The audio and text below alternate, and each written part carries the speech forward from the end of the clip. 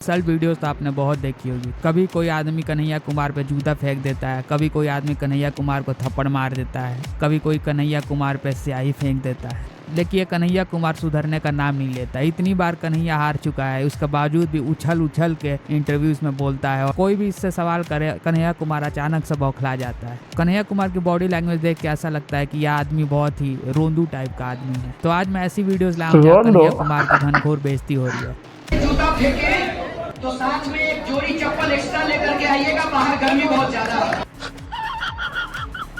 RJD का alliance BJP से नहीं हुआ है? हुआ है ना। आरजेडी का अलायंस बीजेपी से हुआ है, ये जानकारी के लिए। हाँ, आरजेडी बाद में बना है। लालू जी मुख्यमंत्री जब बने थे बिहार में पहली बार, तो सीपीआई और बीजेपी ने उस पार्टी का समर्थन किया था। आप इतिहास तो ठीक से बताइए। जनता दल को आप आरजेडी बता रहे हैं। अरे तो जनता ठीक है, लालू जी से लालू जी उसके मुख्यमंत्री थे ना। लालू जी ने आपको चुनाव हरवा दिया था। लालू जी तो पता नहीं। तो आप लालू जी ऐसे नेता हैं जिन्होंने बीजेपी का साथ कभी नहीं पकड़ा। आपको सामान्य इतिहास का ज्ञान नहीं है। नहीं हमको है। लालू जी की वजह से आप जीरो IQ फेलो। मैं आपको इतिहास बता देता हूँ। राजनीति में सब कुछ जलेबी की तरह घुमाना ठीक नहीं होता। सीधा बोलना है सर। सवालों पर वही जलेबी बेचने थोड़ी आए, सीधा बताते हैं। लेकिन आपने किया ना। नहीं मैं अभी जवाब देता हूँ। सवाल पर वही अरे आप सुनिए ना। आपके लिए कम्युनिस्ट पहचान बोझ बन गई है, या फिर आपकी कम्युनिस्ट पहचान आपको लगता है कि सांसद नहीं बनने देगी इसलिए भारतीय राष्ट्रीय कांग्रेस में गए, या आपको लगता है कि जो सेकुलर जातिवाद से आजादी नारा था, यहाँ तो जाति पे ही सब कुछ होना है इसलिए यहाँ आ गए। क्या वजह थी कि आपको कांग्रेस में आना पड़ा? आप हैं बुजुर्ग। तू है कौन रे? ये अन्याय और न्याय की लड़ाई है। 10 साल से इस देश में जो अन्याय हो रहा है उसके खिलाफ हम लोग न्याय की पुनर्स्थापना चाहते हैं। 450 का मुझे बताइए कि वे सनातन विरोधी तो आपको कहा जा रहा है, और यहाँ जहाँ चुनाव लड़ने के लिए आए हैं, यहाँ पर आपके साथ जो घटना घटी, ये बीजेपी कहती है। ठीक है, उस घटना को आप कैसे देखते हैं? जो घटना आपके साथ घटी, ये कायरतापूर्ण बात है। सवाल ये है, सुर्खियों में आए। नहीं उसकी वजह से आप आरोपों में आप बार-बार सुर्खियों में आए। आरोप बोलिए, आरोप बोलिए, और आरोप बीजेपी ने लगाया। ठीक है, और यही कांग्रेस पार्टी जिसको कुछ साल पहले तक, जब तक कन्हैया कुमार लेफ्ट में थे तो कहते थे साहब एक वो इंदिरा गांधी थी, क्या कहते थे आप, उन्होंने नारा दिया था गरीबी हटाओ वाला। यही प्रॉब्लम है। आप पूरा वीडियो सुने हैं। लेकिन एक बात बताइए मुझे, ये जो वैचारिक बदलाव आपने किया, मतलब 2019 तक आप लेफ्ट मैंने कोई वैचारिक बदलाव नहीं किया लेफ्ट में थे ना, लेफ्ट की विचारधारा वाले थे। हाँ? अब कांग्रेसी विचारधारा वाले हो गए, तो ये सत्ता के मोह में कॉन्ट्राडिक्शन कहाँ है? अच्छा, लेकिन फिर भी 2 अलग अलग पार्टीज हैं। हाँ, अलग अलग विचार, थोड़ा बहुत फर्क है, इसी वजह से 2 अलग अलग एंटिटीज हैं। ठीक है। हाँ, लेकिन उसमें कॉन्ट्राडिक्शन कहाँ है, मुझे ये बताइए। लेकिन एक फर्क तो है ना, इसी वजह से दोनों अलग अलग हैं। नहीं, इसी वजह से आमने सामने चुनाव लड़ रहे हैं केरल में। मैं जिस लेफ्ट पार्टी से आता हूँ, हाँ। वो पार्टी जो है पहले से कांग्रेस के साथ अलायंस में रही। आपकी पहली नौकरी एबीपी न्यूज नहीं है? कौन सी है? मेरी पहली नौकरी, मैंने तो अलग अलग चैनल्स में काम किया, पहले जी में थे। तो आपने विचार बदल लिया एबीपी न्यूज आकर? नमस्कार दोस्तों, मैं हूं सुनील और आप देख रहे हैं क्विक रिएक्शंस में एक बार फिर से आप सबका स्वागत है। आज का वीडियो होगा कन्हैया कुमार का ग्रेटेस्ट क्या बोलते हैं, इंसल्ट, ब्रूटल इंसल्ट बोलते हैं, और इनका दोगलापन भी इसमें दिखता है। और ये भी खड़े थे कभी अपना नाम बनाने के लिए भारत के टुकड़े गैंग में मिलके, टुकड़े गैंग से के साथ मिलके। ऐसा थोड़ी कोई बनाता है। तो चलिए वीडियो में क्या है देखते हैं, और आप सब लोग को अगर अच्छा लगता है तो प्लीज़ एक बार लाइक कर दीजिए और कमेंट्स में बोलिए कि क्या थॉट्स है आपका। बहुत ही अच्छा लगता है तो प्लीज़ एक शेयर कर दीजिए। धन्यवाद शेयर करने के लिए, अगर आप किसी ने किया है तो। चलिए वीडियो देखते हैं। प्रोफेशनल हूँ, आप तो मैं प्रोफेशनल नहीं हूँ। आप नौकरी कर रहे हैं, राजनीति नौकरी है। मैं प्रोफेशनल नहीं हूँ।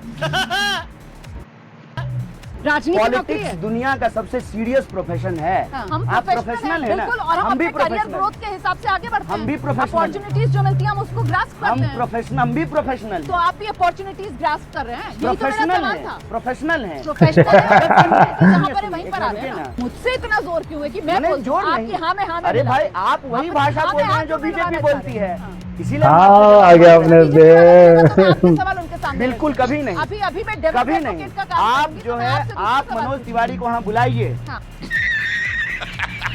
लोकसभा में कन्हैया इंतजार कर रहे हैं नरेंद्र मोदी के सामने भाषण देने के लिए। कई लोगों ने कहा कि बेगूसराय की आवाज़ वहाँ होनी चाहिए और संसद में एक आवाज़ होनी चाहिए। नहीं, यही बात जो है, ये जो है बहुत मैंने हर किसी के अंदर कुछ कुलबुलाहट होती होगी, तो वो कुलबुलाहट है कि नहीं है कन्हैया? स्ट्रॉन्ग फीलिंग जो है यहाँ के लोगों की है। लेकिन मेरा अपना अनुमान ये है कि अगर हम चुनाव जीत करके जाएंगे तो शायद मोदी जी नहीं होंगे वहाँ पर। चड्ढा समझाओ इसे, समझाओ।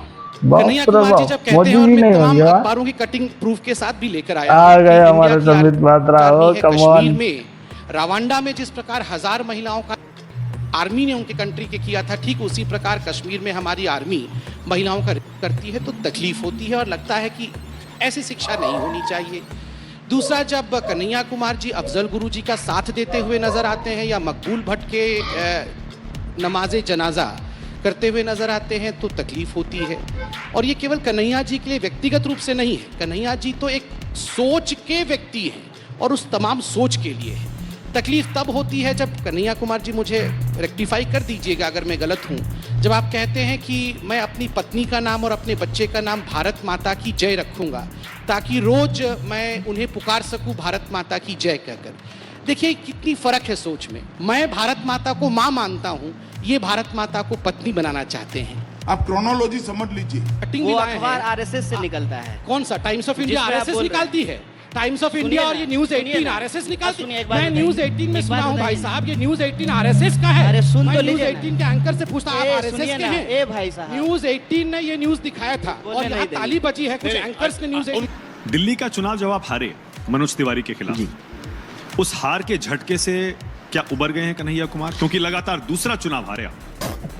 देखिए, हारना हमारे लिए कोई नई बात नहीं है, क्योंकि जिसको आप हार कह रहे हैं ना, हम उसको हार की तरह देखते नहीं हैं। संख्या बल के हिसाब से हम जरूर हार रहे हैं, लेकिन मैं हमेशा राजनीति को, जैसा कि कहा आपको, कि विचार के केंद्र में रख करके देखते हैं। और हमको दिन ब दिन लगता है कि हम जो बातें यूनिवर्सिटी में किया करते थे आज पूरे देश की राजनीति के केंद्र में है।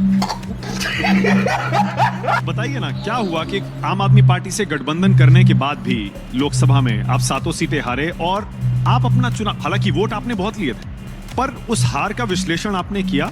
क्या हुआ कि आप भी हारे और दिल्ली में 7 सीटें हारे गठबंधन के बावजूद? देखिए, चुनाव मैं कह रहा हूँ कि संख्या बल के आधार पर बीजेपी 2014 में भी जीती, 19 में भी जीती, 24 में भी जीती है, इसमें कोई दो राय नहीं है। स्वाभाविक रूप से अगर आप राजनीति को क्रिकेट मैच की तरह देखेंगे, अगर इंडिया हारेगा तो ऑस्ट्रेलिया जीत जाएगा। अभी जो है बॉर्डर गवास्कर ट्रॉफी में क्या हुआ, हम हारे वो जीत गए। लेकिन राजनीति को ना क्रिकेट मैच की तरह देखना नहीं चाहिए। राजनीति हमेशा जो है मुद्दों की होती है, विचारों की होती है, विमर्श का होता है। हमारा ये कहना है कि मोदी जी जब मुख्यमंत्री थे वो जो बोला करते थे, और आज जब वो तीसरी बार प्रधानमंत्री हैं, तो दोनों बात को मिला करके देखिए कि वो हारे हैं कि वो जीते। दोगले के औलाद ये कौन सी फिल्म लाया है? आप ऐसा लग रहा है मॉरल विक्ट्री क्लेम कर रहे हैं। चुनाव विक्ट्री क्लेम कर रहे हैं। एक नौजवान चुनाव पे चुनाव भी हारे हैं। देखिए, लोकतंत्र का बहुत चुनाव में आइडियोलॉजिकल विक्ट्री हुआ है, क्योंकि वोटर वोट करता है। मैं कह रहा हूँ कि लोकतंत्र को तो कन्हैया कुमार ने जेएनयू में जो कुछ किया था वो तो आप सबको पता ही होगा। लेकिन कल तक ये जब वामपंथी पार्टी में था, ये कहता था कि कांग्रेस ने देश को बर्बाद कर दिया और इंदिरा गांधी और राजीव गांधी को गाली देता था। लेकिन जब कन्हैया कुमार कांग्रेस ज्वाइन करके आया, इसे लगा कि अब मैं संसद पहुंच जाऊंगा, लेकिन ऐसा हुआ नहीं। लोग इतने बेवकूफ नहीं है कि कन्हैया कुमार की बातों। ये था भाई कन्हैया जी का ब्रूटल इंसल्ट। कैसा लगा आप सब लोग को? अच्छा लगा तो प्लीज लाइक शेयर और सब्सक्राइब कर दीजिए। धन्यवाद, मिलते हैं अगले वाले वीडियो पे। जय श्री राम।